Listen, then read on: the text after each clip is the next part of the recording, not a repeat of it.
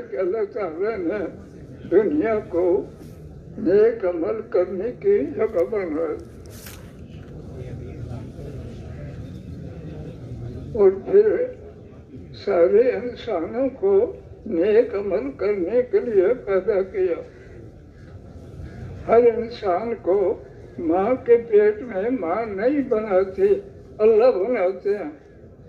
سارا جسم اللہ بناتے ہیں۔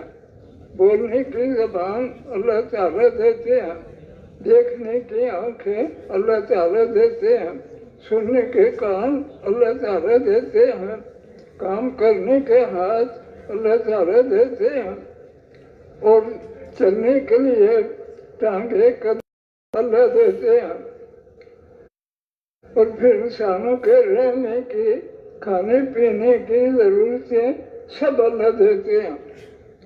کوئی نعمت اللہ کے حکم کے بغیر نہیں آتی۔ کتنی لاکھوں نعمتیں دنیا میں اللہ نے انسانوں کے لیے بنایا، نیک عمل کے لیے بنایا۔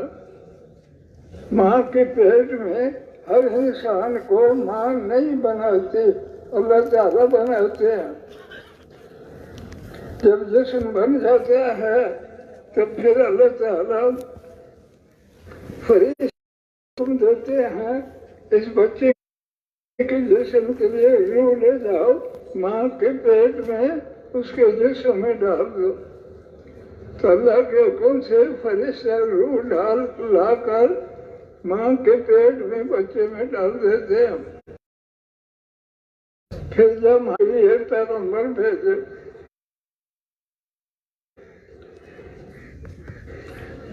اللہ کا حکم ہے کہ انسان کو صرف عبادت کرنے کے لیے بنایا، مال اسباب کے لیے نہیں بنایا۔ نور بھر دیتے ہیں، دل میں نور بھر دیتے ہیں۔ بچپن سے پیغمبر ہر وقت اللہ کے رضا کا عمل کرتا ہے، غلط بات نہیں بولتا، غلط کام نہیں کرتا۔ جب پیغمبر کی عمر بڑی ہو جاتی ہے تو پھر اللہ فرشتے کو حکم دے کر بھیجتے ہیں کہ اس پیغمبر سے کہو کہ سارے لوگوں کو یہ عمل سکھلا۔ تو سارے پیغمبروں کا پہلا عمل کلمہ ہے، اور ساروں کا کلمہ یہی ہے، لا الہ الا اللہ۔ یہ سارے پیغمبر اس کلمے کی دعوت دیتے تھے۔ کلمے کا آخری حصہ اس پیغمبر کی صفت کا بیان ہوتا ہے، اس لیے آخری پیغمبر کا کلمہ لا الہ الا اللہ محمد رسول اللہ۔ تو اس کا ہر کتاب میں آتا ہے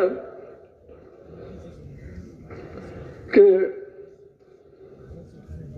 کچھ نیک لوگ مکہ کے قریب رہتے تھے، لوگوں کو نیک عمل سکھلاتے تھے۔ اب وہ فوت ہوتے رہے۔ جب سارے نیک لوگ فوت ہو گئے تو لوگوں نے سوچا کہ ان نیک لوگوں کے سامنے ہونے سے ہم نیک عمل کرتے تھے، وہ فوت ہو گئے ہیں، اب ان کے شکل کے بت بنا کر رکھ لیں، تو جیسے ان کے پاس اللہ کی عبادت کے عمل کرتے تھے وہ کرتے رہے۔ انہوں نے بت بنائے تھے، نیک لوگوں کے طریقے پر عمل کرنے کی صورت بنائی۔ اب وہ لوگ تو سب ان نیک لوگوں کے کئی شور بیت اللہ کے پاس بھی رکھ دیے تھے، وہاں بھی نیک لوگ تھے، لیکن شیطان دشمن ہے، بعض لوگوں کے دلوں میں ڈال دیا تمہارے باپ دادے یہاں بیت اللہ میں آ کر ان بتوں کے سامنے سجدے کرتے تھے۔ شیطانی اثر سے سب لوگ بیت اللہ کے پاس جو نیک لوگوں کی شکل کے بت رکھے ہوئے تھے سب آ کر وہاں ان کے سجدے کرنے لگ گئے۔ بیت اللہ کے پاس بھی گناہ شروع ہو گیا۔ تو جب لوگ نیک عمل چھوڑ کر گناہ میں ہو جاتے ہیں تو اللہ پھر ہدایت کے لیے پیغمبر بھیجتے ہیں۔ تو اس وقت اللہ تعالیٰ نے محمد صلی اللہ علیہ وسلم کو ہدایت کے لیے بھیجا، اور آپ کا حال آتا یہ ہے کہ آپ کے پیدا ہونے کے بعد تھوڑے وقت کے بعد والد فوت ہو گئے۔ اسباب والد بناتا ہے وہ فوت ہوگا، لیکن پیغمبروں کے دل میں اللہ تعالیٰ دل میں نور کامل بھر دیتے ہیں کہ سب کو اس نور کو حاصل کرنے کی کوشش کریں۔ تو اس لیے پیغمبر بچپن سے بھی دل میں نور بڑا ہوتا ہے، اللہ کی رضا کے عمل کرتے۔ اب جب آپ کی اتنی عمر ہو گئی خدمت کے کام کر سکتے ہیں تو آپ جن کی خدمت کی ضرورت ہوتی اللہ کی رضا کے لیے ان کی خدمت کے کام کرتے۔ کوئی یتیم بچہ ہے والد فوت ہو گیا، اس یتیم بچے کے سارے ضرورت کے کام آپ صلی اللہ علیہ وسلم کرتے۔ کوئی بوڑھا ہو گیا کام نہیں کر سکتا اور اس کی اولاد کوئی نہیں، یا اولاد ہے وہ کہیں چلی گئی یا کچھ حال ہے، ان بوڑھوں کی خدمت بھی آپ کرتے۔ کوئی بیمار ہو گیا، بیماری کی حالت میں اس کا کوئی خدمت کرنے والا نہیں، آپ اس بیمار کی بھی خدمت کرتے۔ تو اللہ تعالیٰ کے پیغمبر تو بچپن سے ہر کام اللہ کی رضا کے لیے کرتے ہیں، خدمت کام بھی اللہ کی رضا کے لیے۔ تو آپ کی خدمت کے کاموں کو دیکھ کر ساری بستی والے کہنے لگ گئے کہ محمد صلی اللہ علیہ وسلم بہت اچھے ہیں، بڑی خدمتوں کے کام کرتے ہیں۔ آپ اللہ کے رضا کے لیے خدمت کے کام کرتے اور جو اللہ کے رضا کے اعمال دل میں تھے ان عملوں کو کرتے۔ اب اس وقت حال یہ ہو گیا کہ وہ نیک عمل فوت ہو گیا، تو لوگوں نے سوچا کہ ان نیک عملوں کے پاس بیٹھ کر ہم عمل کرتے تھے، اب ان کی شکل کے بت بنا کر رکھ لیں، ان کے پاس اسی طرح عمل کریں جیسے ان کی زندگی میں کرتے تھے۔ عالم آتا ہے کہ بیت اللہ میں 360 نیک لوگوں کے شکل بنا کر رکھ دیے۔ بیت اللہ میں بھی آتے تو اللہ کے رضا کے عمل کرتے، لیکن بعد میں شیطان دشمن ہے، اس نے لوگوں کے دل میں ڈال دیا کہ تمہارے باپ دادے ان بتوں کے سجدے کرتے تھے۔ اب لوگ بیت اللہ میں آ کر بتوں جو نیک لوگوں کے شکل کے رکھے ہوئے تھے ان کے سامنے سجدے کرنے لگ گئے۔ بیت اللہ میں بھی گناہ کے کام شروع ہو گئے۔ تو اللہ بڑے مہربان ہے، جب لوگ گناہ میں ہو جاتے تو اللہ پیغمبر بھیجتے۔ تو آپ صلی اللہ علیہ وسلم نے محمد صلی اللہ علیہ وسلم کو ہدایت کے لیے بھیجا۔ آپ کہا رہتا ہے کہ آپ کے پیدا ہونے کے بعد والد فوت ہو گئے تھے، اسباب کوئی نہیں تھے، لیکن پیغمبر تو ہر وقت نیک عمل کرتا۔ حکم آنے سے پہلے آپ خدمت کے کام بہت کرتے۔ کوئی بوڑھا ہے اس کی اولاد کوئی نہیں، خدمت کی حاجت ہے، آپ اس بوڑھے کی بھی خدمت کرتے۔ کوئی بیمار ہو گیا، بیماری کے حال میں اس کا کوئی خدمت والا نہیں، آپ بیماروں کی خدمت کرتے۔ کوئی بچہ یتیم ہے، والد فوت ہو گیا، اس بچے کے کوئی ضرورت کی خدمتیں نہیں کرتے، آپ صلی اللہ علیہ وسلم یتیموں کی بھی خدمت کا کام کرتے۔ اللہ کی رضا کے لیے۔ ان کاموں کو دیکھ کر سارے بستی والے کہنے لگے محمد صلی اللہ علیہ وسلم بہت اچھے ہیں، بڑی خدمتیں کرتے ہیں۔ اب اللہ کا حکم آپ پر آ گیا، لا الہ الا اللہ محمد رسول اللہ۔ اس وقت کا حال یہ تھا کہ کچھ نیک لوگ فوت ہو گئے، بیت اللہ کے قریب رہتے تھے۔ جب فوت ہو گیا تو لوگوں نے سوچا ان نیک لوگوں سے نیک عمل سیکھتے، ان کے پاس نیک عمل کرتے تھے، وہ فوت ہو گئے ہیں، ان کی شکل کے بت بنا کر رکھ لو اور پھر ان کی زندگی میں جیسے عمل کرتے تھے ویسے کرو۔ غالباً 360 نیک لوگوں کے بت بنا کر بیت اللہ کے پاس رکھ دیا، لیکن عبادت اللہ کی کرتے جیسے نیک لوگوں کے سامنے۔ شیطان دشمن ہے، بعض والی جو اولادیں تھی ان کے دلوں میں ڈال دیا تمہارے باپ دادے ان بتوں کے سجدے کرتے تھے۔ اب لوگ بیت اللہ کے پاس نیک لوگوں کی غالباً 360 شکل کے بت رکھی ہوئے تھے، بیت اللہ میں جاتے تو ان بتوں کے سامنے سجدے کرنے لگ جاتے۔ جو بیت اللہ رحمت کی جگہ تھی وہاں گناہ شروع کر دیا۔ تو اللہ بڑے مہربان ہیں، جب لوگ گناہ میں ہو جاتے تو اللہ پیغمبر بھیجتے۔ تو اللہ نے ہدایت کے لیے محمد صلی اللہ علیہ وسلم کو بھیجا۔ آپ کا حال یہ تھا کہ آپ کے پیدا ہونے کے تھوڑے وقت کے بعد والد فوت ہو گئے، آپ یتیم تھے، لیکن پیغمبروں کے دل میں اللہ تعالیٰ بچپن سے نور بھر دیتے ہیں۔ تو جن کا دل میں نور بھرا ہوا ہو وہ ہر وقت نیک عمل کرتا۔ تو آپ صلی اللہ علیہ وسلم کوئی یتیم بچہ ہے، والد فوت ہو گیا، اس کی خدمت کے کام کرتے۔ کوئی بوڑھا ہو گیا، اولاد کوئی نہیں، یا اولاد کہیں چلی گئی، وہ خود کچھ نہیں کر سکتا، آپ بوڑھوں کی خدمت کرتے، یتیموں کی، بوڑھوں کی۔ کوئی بیمار ہو گیا، بیماری میں اس کی خدمت والا کوئی نہیں، آپ بیماروں کی خدمت اللہ کی رضا کے لیے کرتے۔ تو خدمت کے کام آپ اتنے کرتے تھے، لوگ کہنے لگ گئے محمد صلی اللہ علیہ وسلم بہت اچھے مرد ہیں، بڑی خدمتیں کرتے ہیں۔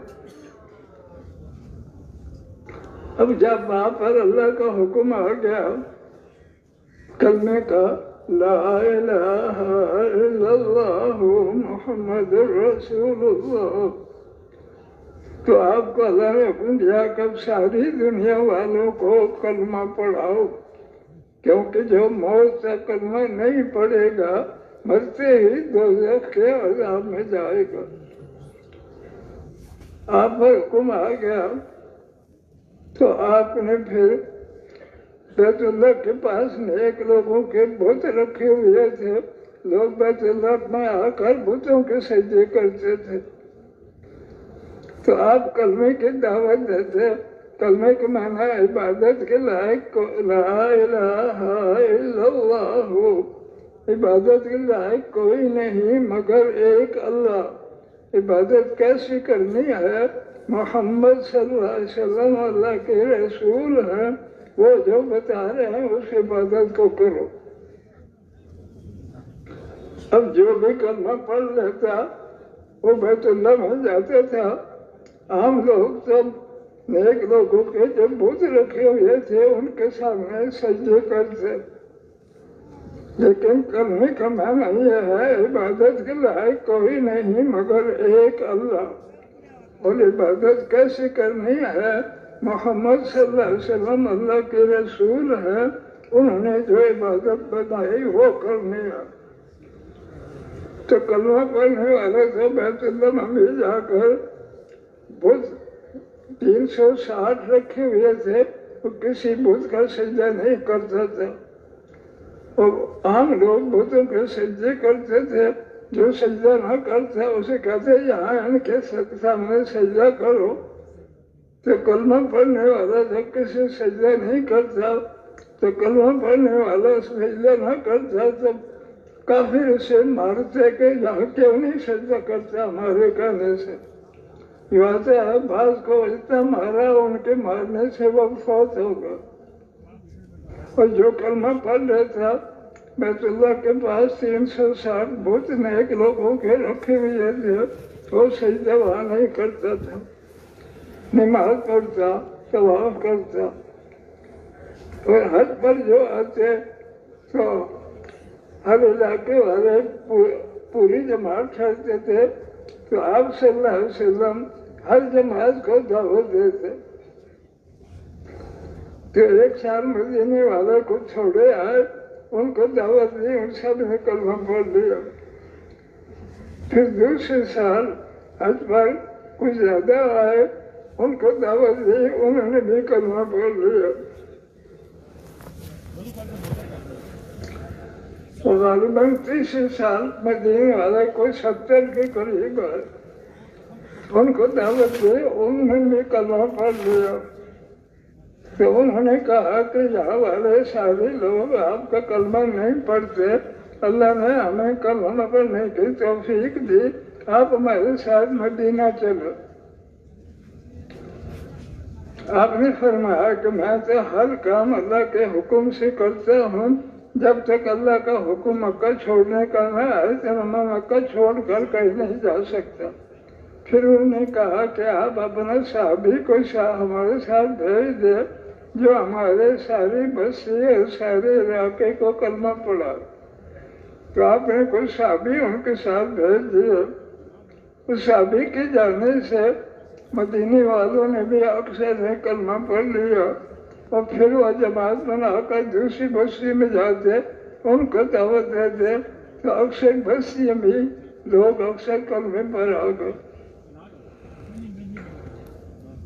اب مکے کے جو آپ کا کلمہ نہیں پڑھتے تھے انہوں نے سوچا کہ ہمارے باپ دادے تو سب بتوں کے سجدے کرتے تھے اور محمد صلی اللہ علیہ وسلم روک رہا ہے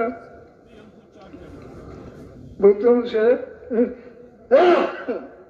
ان کو قتل کر دینا چاہیے. انہیں سوچا کہ سارے قبیلے سے قاتل مقرر کیے جائیں سارے قبیلے والے قاتل بنیں گے تو ان کے رشتے دار سارے قبیلوں کا مقابلہ نہیں کر سکیں گے. تو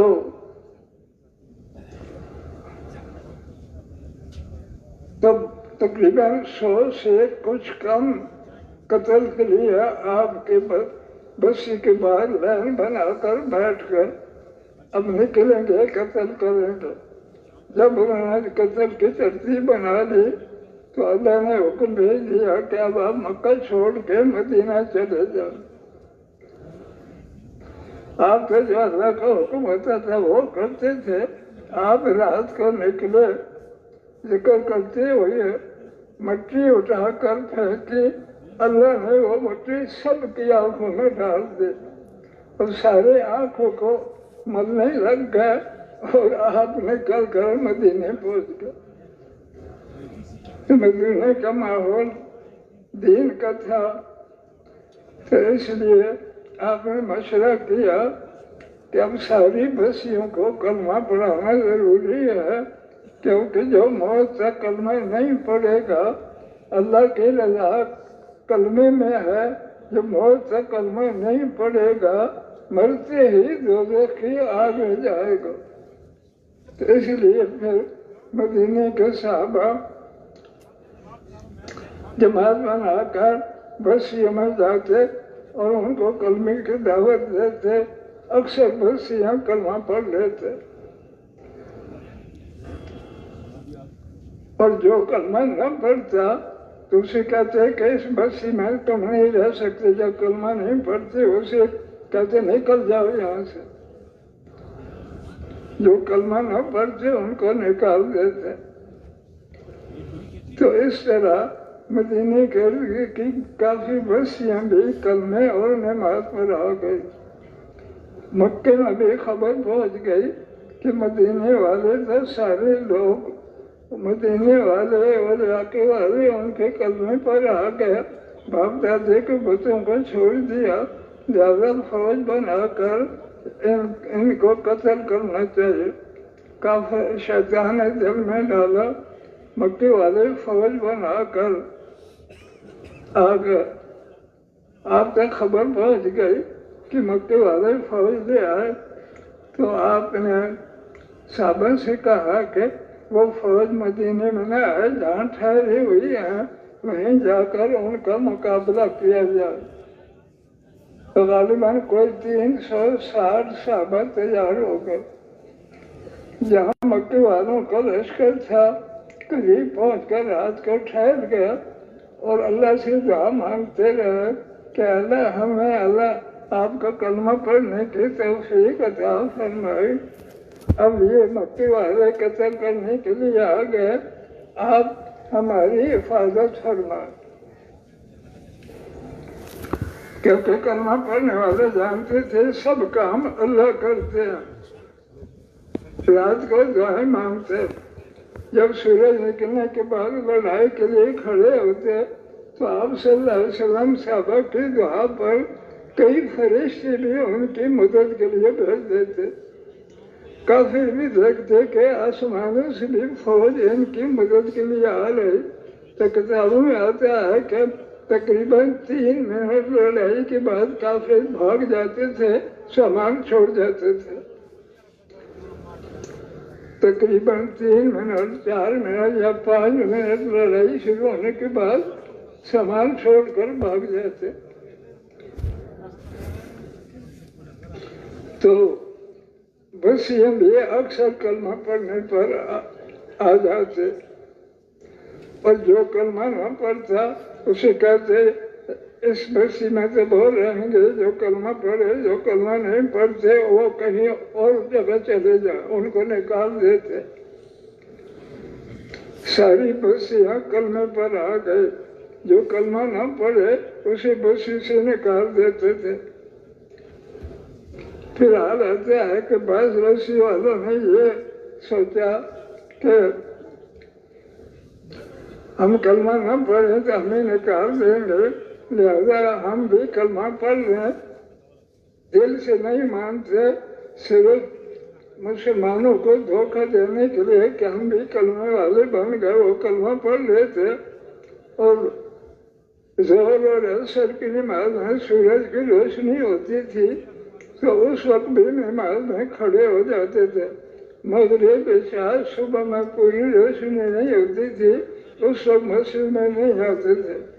تو اللہ کا حکم آ گیا کہ جو کلمے کو دل سے نہیں مانتے، بستی میں رہنے کے لیے کلمہ پڑھنے لگ گئے ہیں اور ظہر عصر کی نماز میں کھڑے ہو جاتے ہیں، نماز کو نہیں مانتے، یہ منافق ہیں۔ جو دل سے نہیں مانتے، دھوکہ دینے کے لیے کلمہ پڑھتے ہیں، یہ بھی مرتے ہی دوزخ کے عذاب میں جائیں گے، کیونکہ کلمہ پڑھنا دل سے حق مان کر، نماز پڑھنا اللہ کا حکم مان کر، تو اس وقت برکتیں آتی ہیں۔ مسلمانوں کو دھوکہ دینے کے لیے کلمہ پڑھنے لگ جائے اور ظہر عصر میں نماز میں کھڑا ہوتے رہے تو اللہ کا حکم آ گیا یہ منافق ہے، مسلمان نہیں ہے، منافق ہے، یہ بھی مرضی ہی دوزخ کے عذاب میں جائے گا۔ کیونکہ اصل حق یہ ہے کہ دل سے حق مان کر کلمہ پڑھنا، پھر اللہ کے حکم کو حق مان کر نمازیں پڑھنا، روزہ رکھنا، زکوٰۃ دینا، حج کرنا، ان عملوں کو جو کرے گا اس پر جنت کی نعمتیں ملیں گی کلمہ پڑھنے کے بعد۔ تو اور پھر یہ بھی آپ نے طے کر دیا کہ ساری دنیا میں جو کلمہ نہیں پڑھے گا وہ دوزخ میں جائے گا، اس لیے آپ نے حج کے موقع پر فرما دیا اب ساری دنیا والوں کو کلمہ پڑھانے کی کوشش کرو۔ اس آتا ہے کہ صحابہ پھر ہر سال 4 مہینے یا 6 مہینے جس ملک کا مشرہ ہو جاتا وہاں جا کر لوگوں کو کلمہ پڑھاتے، جو کلمہ پڑھ رہے تھے ان کو پھر سنتے بھی سکراتے، اور جن کی فوج ہوتی وہ کہتے ہم تم سے لڑائی کریں گے، تو لڑائی کرتے تھے۔ کتاب میں آتا ہے کہ جو 3 منٹ لڑائی کے بعد وہ بھاگ جاتے، سامان بھی چھوڑ جاتے۔ صحابہ سے جو کافر لڑائی کرنے کے لیے کھڑے ہوتے تو تقریباً 3-4 منٹ کے بعد پھر بھاگ جاتے، سامان چھوڑ جاتے۔ اور جو کلمہ پڑھ لیتے صحابہ ان کو پھر نمازیں سنتے سکھلاتے، اور ان کو بھی کہتے کہ ہر سال 4 مہینے 6 مہینے کافر کو کلمہ پڑھانے کی کوشش کرو۔ اس لیے صحابہ سے جو کلمہ پڑھتے ہیں ان کا نام تابعین کہتے ہیں، اور تابعین بھی پھر ہر سال 4 مہینے یا کم و بیش مشورے سے اللہ کے راستے میں لگاتے تھے۔ تو بعض واقعہ آتے ہیں کہ کچھ صحابہ ایسے تھے کہ اگر کوئی پوری جماعت تیار نہ ہوئی تھی وہ اکیلے بھی کافروں کے ملک میں چلے جاتے، ان کو کلمہ پڑھاتے۔ ایک کافروں کے ملک میں ایک صحابی اکیلے آئے، موت تک ان کو کلمہ پڑھاتے رہے، پھر فوت ہو گئے۔ ان کلمہ پڑھنے والوں نے ان کی قبر بنا دی، اس قبر پر لکھ دیا کہ یہ صحابی تھے اور آ کر لوگوں کو کلمہ پڑھاتے، سنتے پڑھاتے۔ اکثر جب جماعت بن کر جاتے، لیکن بعض موقع پر جماعت میں تیار ہوتی تو صحابہ کوئی اکیلے بھی کافر کے ملک میں جا کر ان کو کلمہ پڑھاتے، اور جو کلمہ پڑھ رہے ان کو بھی کہتے کہ ہر سال 4 مہینے کے 40 دن کی جماعت بنا کر کافر کو کلمہ پڑھاؤ۔ تو پھر وہ تابعین بھی ہر سال 4 مہینے 6 مہینے اللہ کے راستے میں لگاتے تھے۔ تو اس طرح ساری دنیا میں دین پہنچا ہے صحابہ کی محنت سے اور تابعین کی محنت سے۔ تو حدیث میں فرما دیا جو جن حضرات کے مطابق اعمال کی کوشش کرے گا قیامت میں اس جماعت میں اللہ شامل کر دے گا۔ تو اعلیٰ جماعت صحابہ کی ہے، وہ ہر وقت اللہ کے راستے میں جو مشورہ ہو جاتا جانے کا اللہ کے راستے میں جاتے تھے، اور اپنے مقام پر بھی ہر ایک کو سنت اعمال کا پابند